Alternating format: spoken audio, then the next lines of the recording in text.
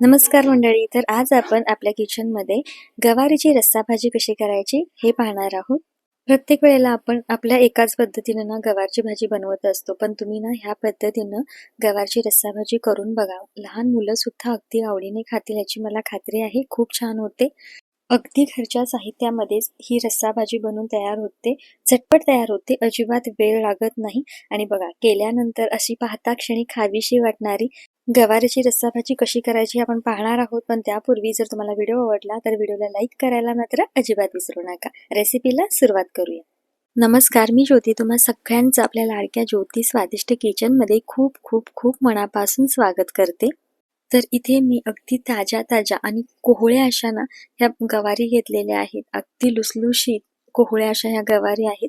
आता ह्या आपण ना सुरुवातीला मोडून घेणार आहोत. तर मोडत्या वेळेला जे समोरचं पुढील टोक असतं ना ते मोडून घ्यायचं आणि हा देठ असतो तो देठ काढायचा. शक्यतो भावचीही हातानेच अशा पद्धतीनं मोडून घ्यायची, म्हणजे याची जी नार असते, आमच्याकडे तर ह्याला नार म्हणतात, किंवा ही निघणारी जी साल असते ना ती नार किंवा जी साल आहे ना ती आपण काढून घ्यायची आहे. आणि ज्या वेळेला आपण हाताने गवारी मोडतो ना त्यावेळेलाच ती निघली जाते. काही जण विळीवरती किंवा चाकूने चिरतात, त्यावेळेला ती नार किंवा साल आहे ती निघत नाही. तर बघा, मी एका गवारीचे असे 2 भाग करून घेतलेले आहेत, किंवा तुम्ही 4 जरी केलात, जसं तुम्हाला लहान मोठ्या साईजमध्ये मोडायचे आहे त्या पद्धतीनं तुम्ही ही गवार आहे ती मोडून घेऊ शकता. तरी बघा, अशा पद्धतीने मी सगळी गवार ह्याच पद्धतीने आहे ना मोडून घेतलेली आहे. तर ही गवार स्वच्छ अशी मी धुवून घेणार आहे. त्यासाठी ते मी पाण्यामध्ये घालून ठेवलेले आहे. तोपर्यंत आपण मसाला करून घेतोय. तर त्यासाठी अर्धा इंच आलं, 10 ते 12 लसणाच्या पाकळ्या, अर्धी वाटी ओलं खोबरं घेतलेलं आहे, मुठभर कोथिंबीर, त्यानंतर 2 चमचे तीळ, अर्धा चमचा खसखस घेतलेली आहे, 1 चमचा धने, अर्धा चमचा जिरं आणि 1 मोठ्या आकाराचा कांदा आहे तो कापून घेतलेला आहे. आता सुरुवातीला कढईमध्ये साधारण 1 चमचा तेल घेतलेलं आहे. त्यामध्ये ओलं खोबरं, लसूण आणि आलं आपण व्यवस्थित असं रंग बदलेपर्यंत खरपूस असं आपण ह्याला भाजून घेणार आहोत. या पद्धतीनं तुम्ही ही गवारीची भाजी करून बघा. खूप छान होते. याची चव म्हणाल ना दुपटीने वाढते. आता इथे बघा, खोबरं अगदी ब्राऊन रंगावरती परतल्यानंतर ते मी ताटामध्ये काढून घेतलं आणि त्याच तेलामध्ये आपण हा कांदा आहे ना तोही अगदी लालसर होईपर्यंत परतून घेणार आहोत. तर इथे बघा, कांदा अशा पद्धतीने ना मी परतून घेतलेला आहे. आता हा कांदा सुद्धा आपला परतून झालेला आहे, तोही ताटामध्ये काढून घेऊया. आता त्याच कढईमध्ये आपण ही जी खसखस, तीळ, जिरे आणि धने आहेत ना ते सुद्धा परतून घेणार आहोत आणि सोबतीने कोथिंबीर सुद्धा त्यासोबतच परतणार आहोत.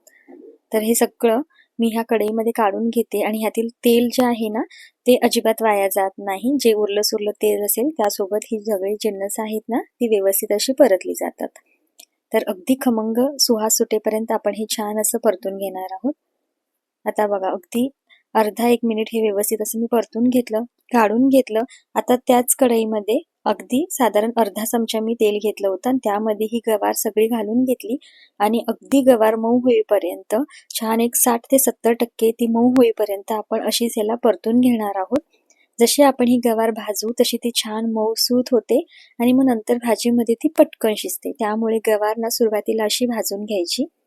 तर इथे बघा, गवार अगदी मऊ 50 ते 60% छान अशी ही शिजली गेलेली आहे. ही कढईतून मी बाजूला काढून घेते. आता इथे आपला मसाला सुद्धा गार झालेला आहे.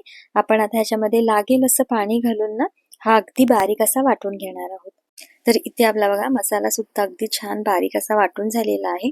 आता सेम त्याच कढईमध्ये साधारण 3 चमचे तेल घेतलेलं आहे. तेल चांगलं गरम झाल्यानंतर केलेला वाटण जे आहे किंवा मसाला आहे तो ह्या तेलामध्ये घालून घ्यायचा आणि अगदी मसाल्याला तेल सुटेपर्यंत छान असा हा आपण ह्या तेलामध्येच परतून घेणार आहोत. जितका मसाला आपण चांगला भाजू ना तितकी भाजीला चव छान येते. त्यामुळे शक्यतो मसाला छान भाजला गेला पाहिजे. तर बघा, अगदी घरच्या साहित्यामध्येच आपण हे वाटण केलेलं आहे. जर तुमच्याकडे ओलं खोबरं नसेल तर तुम्ही सुकं खोबरं वापरू शकता. खसखस नसेल तर ती पूर्णपणे ऑप्शनल आहे, नाही वापरलात तरीही चालेल. मसाला छान परतल्यानंतर यामध्ये अर्धा चमचा गरम मसाला, अर्धा चमचा किचन किंग मसाला, पाव चमचा हिंग, 1 चमचा काश्मीरी लाल तिखट आणि 1 चमचा मी घरचं लाल तिखट वापरलेलं आहे. हे सगळे मसाले तुमच्या आवडीप्रमाणे कमी जास्त करू शकता, किंवा जर तुम्हाला याऐवजी कुठला दुसरा मसाला वापरायचा असेल तर तो सुद्धा तुम्ही वापरू शकता. आता छान मसाले ह्यामध्ये परतून घेतले आणि जे मिक्सरचं भांडं होतं त्यामध्ये थोडंसं पाणी घालून ते विसळून यामध्ये घालून घेतलेलं आहे. आता बघा, इथं आपली ही ग्रेव्ही जी आहे ना ती छान अशी तयार झालेली आहे. छान एकाद मिनिट ही व्यवस्थित शिजू द्यायचं. ह्याला तेल सुटल्यानंतर जी आपण भाजून घेतलेली गवार होती ती सगळी यामध्ये घालून घ्यायची आहे. किती सोप्या पद्धतीनं आपण आणि वेगळ्या पद्धतीनं ही भाजी अशी बनवू शकतो, जी घरच्यांना खूप जास्त आवडेल. एकदा ह्या पद्धतीनं नक्की करून बघा, खूप छान होते. आता चवीपुरतं मीठ घालून घेतलेलं आहे आणि आपल्याला जितकी भाजी पातळ किंवा दाटसर हवी आहे त्या अंदाजाने यामध्ये गरम पाण्याचा वापर करायचा आहे. तर आपण ही भाजी जास्त पातळही नाही किंवा अगदीच दाटसरही बनवणार नाही, तर अगदी बघा मीडियम कन्सिस्टन्सीची ही भाजी बनवणार आहे. त्यासाठी इथं मी गरम पाण्याचाच वापर केलेला आहे, ज्यामुळे भाजीची चव छान राहते. आता याच्यावरती आपण झाकण ठेवूया आणि अजून 1-2 ते 3 मिनिटं ही भाजी छान अशी मंद आचेवरती शिजवून घ्यायची आहे. तर एक साधारण 4 ते 5 मिनिटे ही मी भाजी मंद आचेवरती अशी शिजू दिली आणि आपली ही आधीच गवार छान भाजल्यामुळे ती 50 ते 60% शिजली होती आणि अजून एक 5 मिनिटं शिजवल्यानंतर ती छान अशी मऊसर शिजली गेलेली आहे आणि रंग बघू शकताय भाजीला खूप सुंदर असा आलेला आहे. आणि बघा भाजी पाहता क्षणी खावीशी वाटणारी अशी तयार झालेली आहे. लहान मुलं तर अगदी आवडीने खातील. तर तुम्ही सुद्धा ह्या पद्धतीनं नक्की ही गवारीची भाजी करून बघा, खूप छान होते. आणि कशी झाली होती हे कमेंटमध्ये सांगायला विसरू नका. तर यातील बघा गवार मी तुम्हाला अशी कुस्करून दाखवलेली आहे, खूप मऊसूत अशी शिजली गेलेली आहे. आता वरून आपण थोडीशी हिरवीगार कोथिंबीर घालायची आणि अजून एखाद मिनिट आपण ह्याला असं छान शिजवून घ्यायचं आहे. आपली इथं गवारीची रस्सा भाजी जी आहे ना ती तयार झालेली आहे.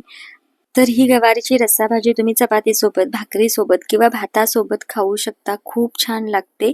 एकच जरी भाजी केली तर भातासोबत आणि भाकरीसोबत जमून जाते आणि सगळ्यांनाच खूप जास्त आवडते. तर इथं बघा कोथिंबीर घातल्यानंतर अजून 1-2 मिनिटं मी याला छान अशी शिजवून घेतलेली आहे आणि भाजी आपली इथं तयार झालेली आहे. सर्व्ह करूया. तर तुम्हाला आजची आपली ही रेसिपी कशी वाटली हे मला नक्की कमेंटमध्ये सांगा. व्हिडिओ आवडला असेल तर व्हिडिओला लाईक करा. लाईक केल्यानंतर हाईप देखील येतं, ते हाईप सुद्धा करा. आणि अजून जर आपल्या चॅनलला तुम्ही सबस्क्राईब केलं नसेल तर प्लीज आपल्या चॅनलला सबस्क्राईब करा. साईडचं बेल आयकन क्लिक करा, म्हणजे अशा छान छान पारंपरिक आणि नवीन पद्धतीने बनवलेल्या रेसिपी सर्वात आधी तुमच्यापर्यंत पोहोचतील आणि तुम्हाला त्या पाहता येतील, शिवाय करता सुद्धा येतील आणि सर्वात महत्त्वाचं त्या छान सुद्धा होतील याची मला खात्री आहे. तर पुन्हा भेटू अशा छानशा एका नवीन रेसिपी सोबत, झटपट होणाऱ्या पण चटपटीत अशा रेसिपी सोबत, स्वादिष्ट अशा रेसिपी सोबत. तोपर्यंत धन्यवाद.